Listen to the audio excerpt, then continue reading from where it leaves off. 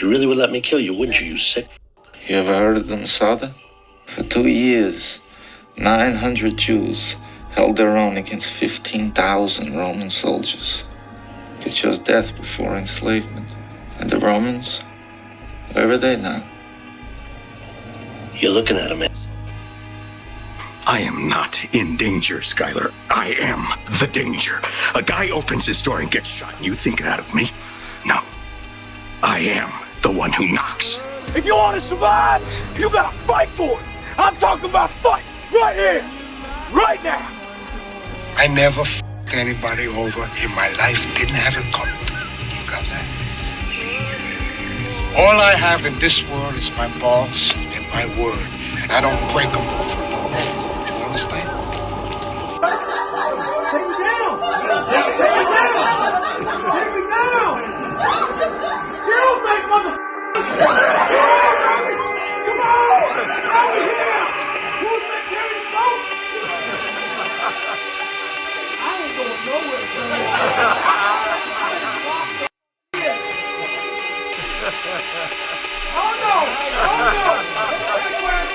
People differ tremendously in their temperaments, and to think that there's a warrior temperament is a perfectly reasonable thing to think.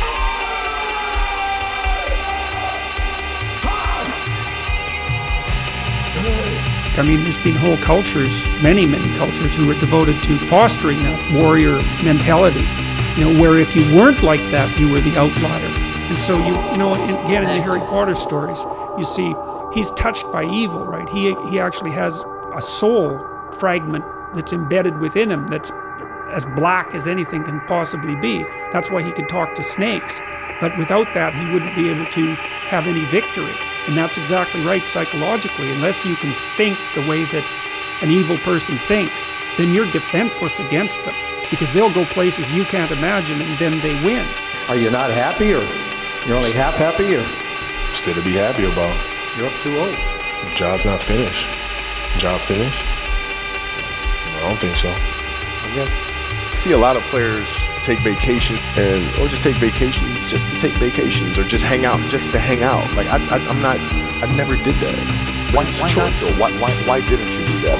Well, because when I retire, I didn't want to have to say, I wish I would have done more. And even from my sick bed, even if you are going to lower me into the grave and I feel that something is going wrong, I'll get up. I gave them a choice. Continue this, and I will, by every means at my disposal, teach you and get the people of Singapore, help me teach you a lesson you won't forget. And I'm prepared to start all over again, or stop it. Get back to work, restore discipline, then argue your case. Took them 65 minutes. And they decided, okay, it isn't worth the fight. Why? Because they know they'll lose. They know that I'm prepared to ground the airline. They know that I can get the airline going again without them. The fish just don't jump in the boat. You better go out there and do it yourself. Don't fucking wait around and wait for someone to hand deliver something. Go make it happen. If you want to go catch him, go catch him. Throw that line in the water and go do some work. And if it doesn't work that day, do it again the next day. Out there, partying, horsing around. Someone out there at the same time is working hard. Someone is getting smarter and someone is winning. Just remember that. Now, if you want to coast through life, don't pay any attention to any of those rules. But if you want to win, there's absolutely no way around hard work. Fuck your tired body, fuck that unmotivated mind, and get out there and do it anyway. You better fight yourself, because you're not only winning when things are going your way. You got to figure out how to win when things aren't going your way. You got to figure out when your body's fighting you, when your mind's fighting you. How do you still, just say, fuck it, I'm gonna beat my mind today?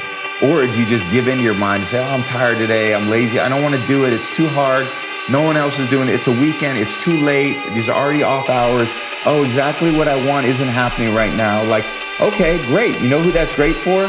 Your competition. You don't make men safe by making them weak. In fact, they're much more dangerous when they're weak, because they'll stab you in the back when they get the chance. or take advantage of you when they get the chance. You make men safe, let's say, by making them strong, and then by making sure that they're disciplined.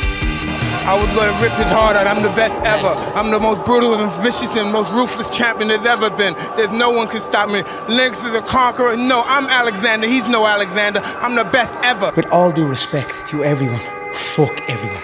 I'm just here for my own self. This is something in me that I'm just itching to get in there and compete and do what I do best. Tomorrow night, I'm gonna smash your boy, guys. I'm gonna smash your boy. Lose?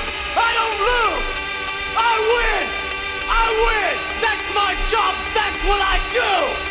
My style is impetuous, my defense is impregnable, and I'm just ferocious. I want your heart, I want to eat his children. Praise be to Allah.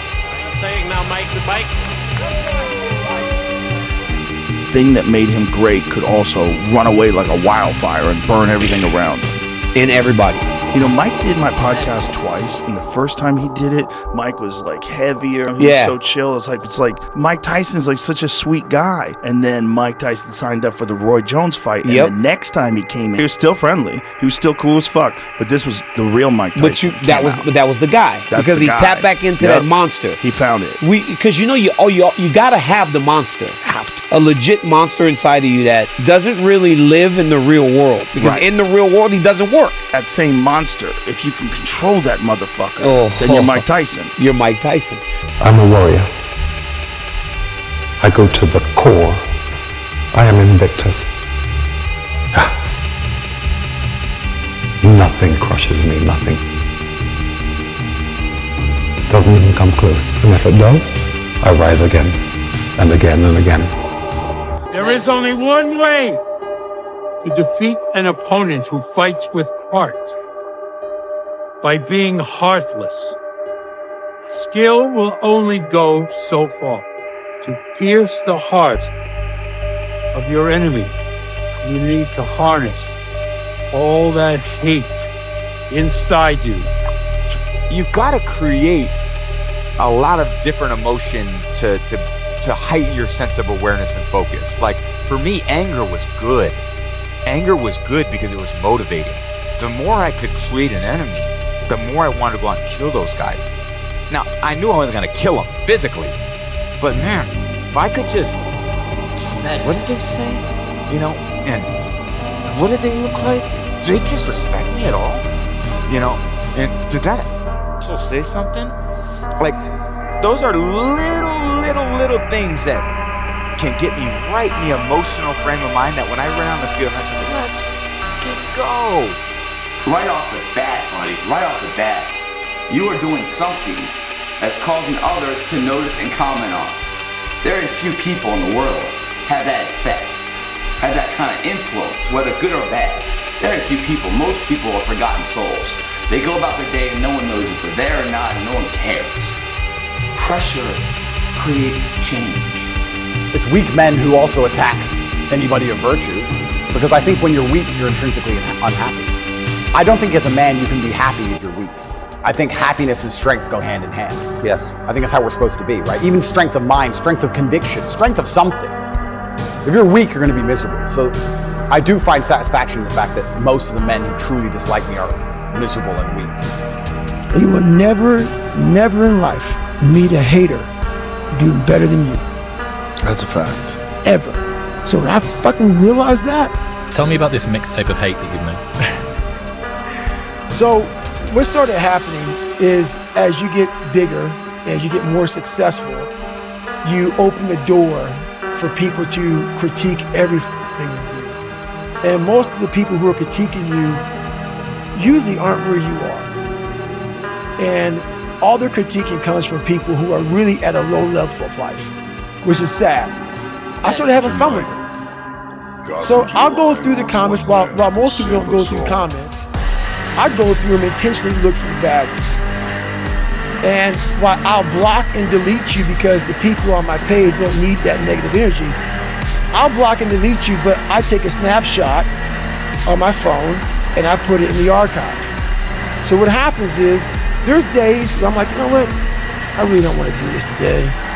And I'm like, oh, hang on. So I started making these mixtapes with all of these hate messages about people talking shit. And it became such a source of fuel that it was amazing, because I know why you hate me. You hate me because you're probably in the bed right now. You're probably an underachiever. You're probably somebody who doesn't want to do anything with your life. So I make you question everything about yourself. So I'm going to continue making you question yourself. First they hate, and then they admire. Is Conor McGregor for real? 100%, man. You know, for real. I'm telling people I'm going to get I think now people will start believing. I don't give a shit what people say. I never did. I never do. I told you before the fight I was the shit. I'm telling you right now, I'm the shit. What people say does not matter to me, because whatever you do in life, good or bad, there's always going to be somebody. You know what I mean? So I don't give a shit. Sit there and fucking type away because they feel like they got some fucking set of nuts behind a keyboard, but in person or in life they fucking these little hermit crabs going around and just hiding out and everything else because they don't have the intestinal fortitude to do anything but talk the talk behind a fucking computer. They can't walk shit, man. That's why they had the fucking time to even comment on someone else's achievements out there. Fuck those motherfuckers, man. Don't be those guys.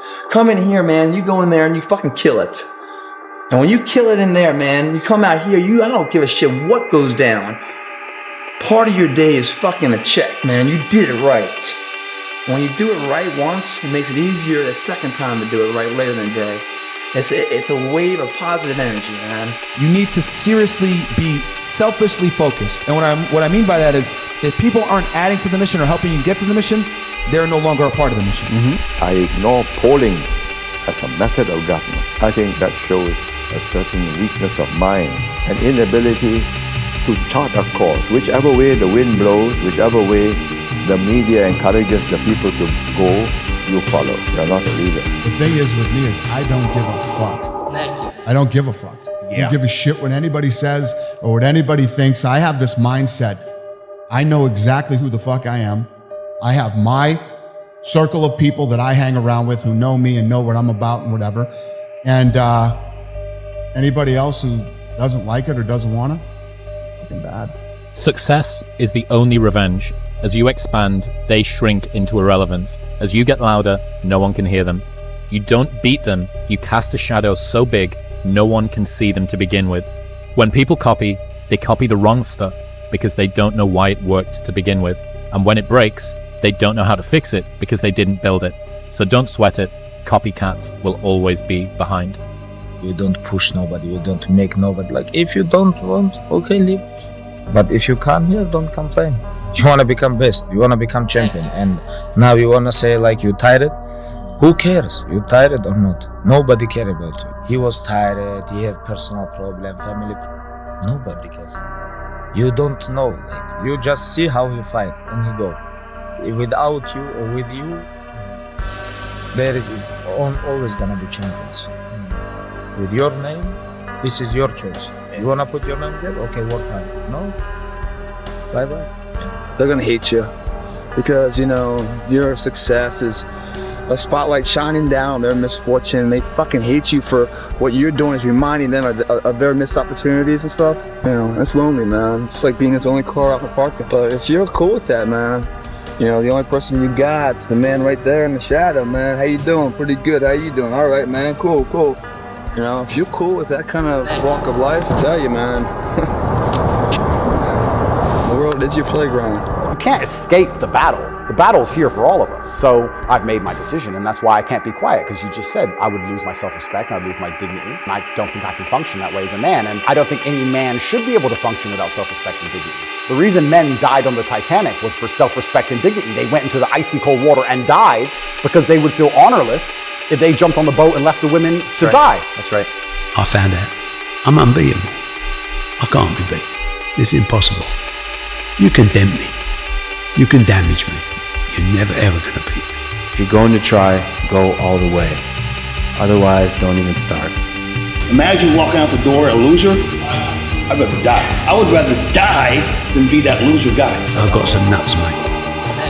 I'm unbeatable. I'm totally and completely, unequivocally unbeatable. That's the one thing that I notice about people that are very, very successful. They don't complain. They're always on top of solution. What is the solution? What is it that I can do better? So they don't sit there in self-pity and cry. Life is hard. No matter who you are, there are bumps and hits and bruises along the way. And my advice is to prepare yourself, because football lessons teach us that success and achievement come from overcoming adversity. The truth is, you don't have to be special. You just have to be what most people aren't. Consistent, determined, and willing to work for it. No shortcuts. Never give up. Never in your life give up. Keep driving through the goddamn pain. Muscle through the pain. Muscle through the goddamn pain. Forget about whatever financial disasters you've had, personal failures, relationship failures. What would the hero of your life's movie do right now? Do that. Do those things. We define ourselves far too often by our past failures. We look at our past and we say, well, that's me. That's not you. You are this person right now. You're the person who's learned from those failures. And you can choose to be the hero of your own movie right now. What's the matter with you? Tomorrow. There is no tomorrow. There is no tomorrow. There is no tomorrow. Oh yeah, so me and the guy talked about the book, it's Silverback Gorilla is what I call him in the book. That's not his real name, obviously. But yeah, he saw me go into my car the night before my first 100-mile race, and it was like he called me out. Said, hey, Goggins, come here. When a Navy SEAL calls you out, gotta push you through 3 hell weeks. You're like, you know what? Fuck. I gotta go to the gym and lift heavy now. So we're doing squats, deadlifts, power cleans, heavy bench presses, and I'm thinking, I have to run 100 miles tomorrow. But I also knew he was coming out there to watch me. So I was like, you know what? You put me through 3 hell weeks. You were my instructor. So now it's my turn to educate you on what a human can do. It's a good separation for me, emotionally, to be able to put myself in a place where at practice or when I'm training or during games, I switch my mind to something else. I switch my mode into something else, right? For me, it's the equivalent of Maximus Decimus Meridius in Gladiator picking up the dirt, smelling the dirt.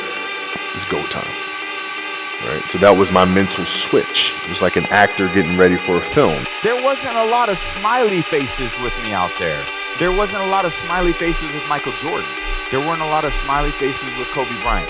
You can sit there while you watch me run around this 1-mile track. How the fuck is he doing that shit right now? We lifted heavy as hell. He's running 100 miles and never has run past 20 miles in his life. I use that for a lot of fuel. So that gym workout, Mr. Silverback Gorilla, there was a lot for my mentality that brought with me. 'Cause I knew I would see you.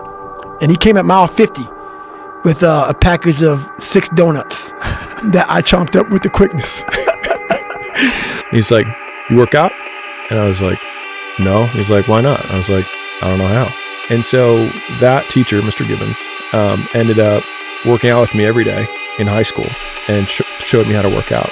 During our workout sessions, would be like, this guy said this to me, like, or like this, whatever. And I was like, man, I'm going to come back at our 10-year reunion. And I was like, I'm going to show him. I was like, he's going to be working for me, like, blah, blah, blah, blah, right? And he's like, no, he's not. No. He's like, because if you come back at a 10-year reunion and say, hey, John, like, everything I have, look at me now. He's like, the guy's going to laugh and be like, you did all of this to try and prove me wrong? Man, I feel sorry for you. And when he said that, when he actually played out what my like revenge fantasy was in real life, I realized it looked stupid. Petty. Yeah. I looked like the beta in the fucking situation, right? Yeah. And so he was like, the only thing that you can do is win so big that all of them constantly compare themselves to you. And then you'll forget they exist. Well, let me tell you, I believe in revenge like Frank Sinatra. He said the best revenge is massive success. The human being is an unequal creature. This is a fact. And we start off with a proposition. All great religions, all great movements, all great political ideologies say, let us make the human being as equal as possible. In fact, he is not equal, never will be. talk to your neighbor. No, you don't talk to him. I'll tell you about the neighbor, guys. That neighbor's gonna come in, man, and if you're a little chubby, a little overweight, you'd be like, hey, man, I'm thinking about doing a routine, man, or getting a training program where I lose some weight. He's gonna encourage you at first. He's like, yeah, you should. Basically insulting your ass, and you're fat, and you need to lose some weight. It's never support. It's negative shit. Oh, you should lose some weight. So you take his advice, and you start training, you start doing something, you start to get in shape a little bit, maybe at his level. Then all of a sudden he's gonna start asking questions. His tone's gonna shift, especially as you get in better shape than him. Then he's gonna start talking shit. Because what happens now, guys, is that your success is like a spotlight shining down on their missed opportunities. Success, many will love you for it. The majority will hate you. Because your success makes them feel insufficient in their current endeavor. Reminds them of where they could have done it, but they came up short, and how they didn't revisit it. Said success is the only revenge. He's like, it's not the best revenge. He's like, it's the only one. There's no other revenge. Because everything else is petty. Everything else does show that you were thinking about these people all day long, which means they win by default. I've heard you say previously that listening to music while you train is cheating. Mm-hmm. So what you're telling me is that the silence of your own dark thoughts isn't enough of a soundtrack, and you've had to crowdsource insults from the internet, self-narrate it, and then play it to yourself while you train. That's it. I do that sometimes, yes. Yes. Michael B. Jordan, the director and the star of Creed 3. And, you know, we know each other. We go way back all the way to Chad Science in Newark, okay? No, I did not say that. Misquoted for sure. So you did not hear me say, I said we used to make fun of the name. But yeah. I'm going to win. I always call myself a fucking professional winner. And the ultimate form of revenge for me is success. I'm gonna keep being successful, make you look like shit. That's what it is if you done me wrong. Everybody's asleep, man, or just getting home after a long night. You know, going out there partying. It's Friday night. It's close to 3 in the morning right now. You know, the thing is, man, it's always gonna be a party. There's always gonna be a time to celebrate, and a time to join friends, or a day to, the bars are always open. Always open. No matter how old you are, they're always open, you know? What's not always open is the opportunity to check the box in life, you know, to achieve your dreams. That's not always open. My entire life's been spent only in one industry, which is this one. And but I've been in it now for about 15 years, and I've seen a lot of people make a lot of things. I've seen a lot of people fail a lot of things. And my observation is that the doers are the major thinkers. The people that really create the things that change this industry are both the thinker-doer in one person. So it's very easy to take credit for the thinking. The doing is more concrete, but it's very easy for somebody to say, oh, I thought of this 3 years ago. But usually when you dig a little deeper, you find that the people that really did it were also the people that really worked through the hard intellectual problems as well. You know, when you say you're gonna do something and then you follow through and you do it, not at the end when you cross the marathon, you finish it, or your hands raised. I'm talking about right now. The small steps in between the big successes that everyone sees. No one sees this. Right now, I'm saying, like, there's a confidence to it, man. There's a bad motherfucker that's right here, you know, that's getting ahead of the competition. There's an overwhelming sense of fulfillment and pride and satisfaction with that. You know, I didn't have to shoot up anything. I didn't have to drink anything. I didn't have to go party anything. All I had to do was just go work out. And now what's going to happen is a residual effect of that. Not only does my body grow, but my belief in whatever my current endeavors are, they seem closer. Life. What is life? What the fuck is your life? Are you happy with it?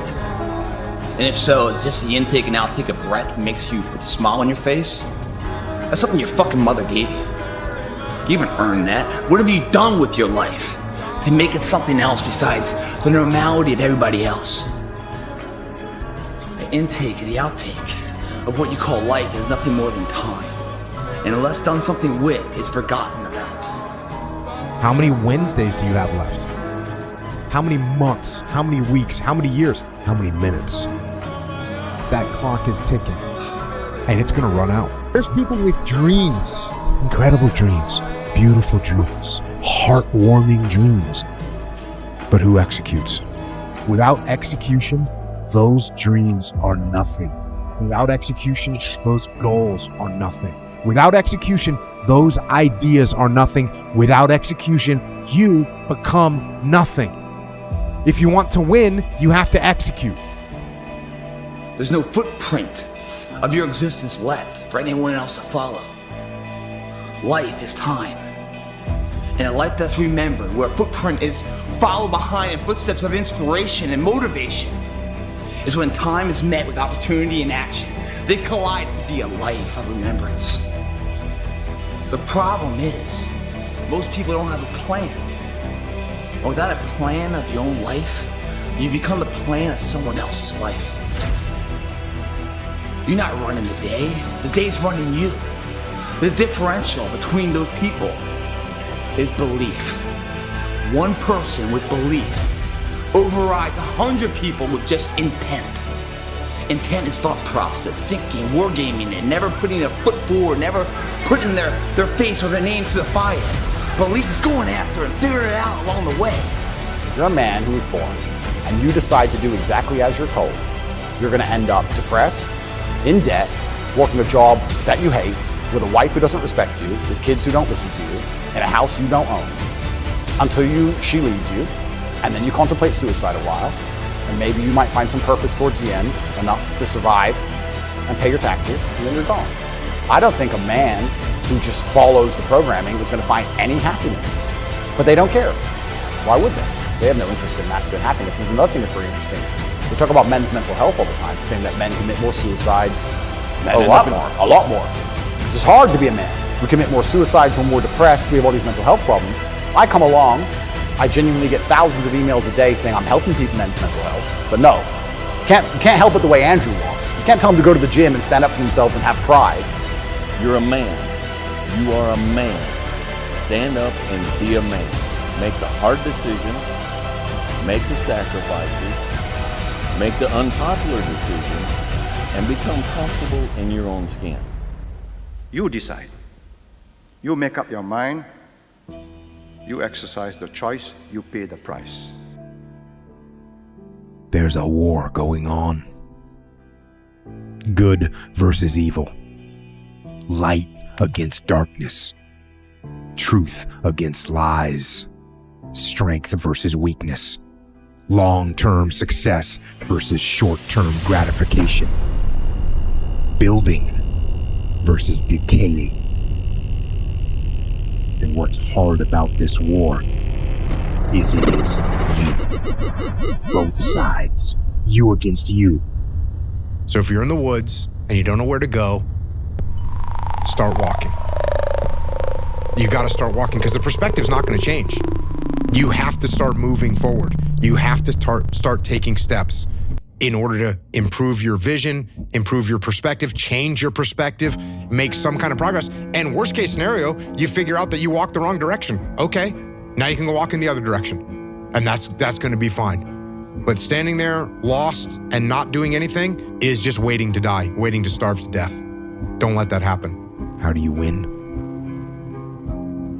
You have to fight, you have to struggle, you have to scrap and claw, and you have to attack. You have to go. It's so easy to be great nowadays, my friend, because most people are weak. Most people don't want to go to that extra mile. Most people don't want to find that extra because it sucks.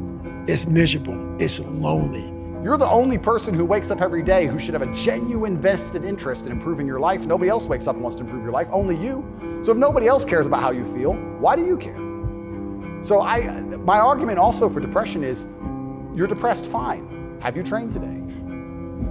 Well, that doesn't change what you should do with your life, depressed or not. And I don't say this because I'm an eternally happy person. I say this because I've experienced all ranges of human emotion. I was in a Romanian jail cell. Half the men hate you already, Lord Commander. Do it. But you don't know what it is. That doesn't matter. You do. You will find little joy in your command, but with luck, you'll find the strength to do what needs to be done. Kill the boy, Jon Snow. Winter is almost upon us. Kill the boy, and let the man be born. Weak men are always destructive, because hurt people hurt people. Well, if you're a weak man and you're going through life and you don't have the strength and resilience to resist the trials and tribulations of being a man, and you're constantly hurt by everything, and you're constantly upset and depressed and sad because you're weak, how could you possibly do good? Hurt people, right? You have to be a good person to begin with, and to be a good person, you're virtuous and you've gone through a lot of things that made you strong.